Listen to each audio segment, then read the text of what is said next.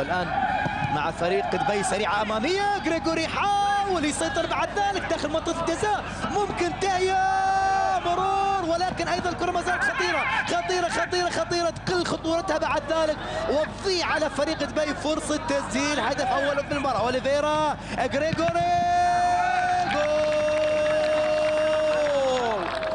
جول أول في المباراة عن طريق غريغوري يفتتح التسجيل في الدقيقة 50 من عمر المباراة في لقطة يعني توقع لاعبي الأهلي بأن غريغوري كان في موقف تسلل أو أوليفيرا في موقف تسلل، ولكن راح نشوف الإعادة. عموما أتى الهدف، هدف أول في المباراة عن طريق اللاعب غريغوري اللي ياما سجل أهداف في هذا الملعب، ياما أفرح جماهير فريق دبي.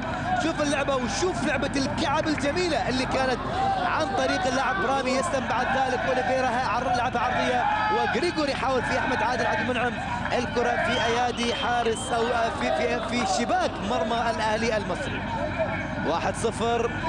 1-0 يا ريت نشوف اللقطة من فوق، نشوف اللقطة من الكاميرا العلوية على اعتبار أنها تتبين هل كان هناك تسلل وفق أيضا احتجاج لاعبي فريق الأهلي ولا القرار كان سليم للحكم زايد داوود المساعد الأول في هذا اللقاء.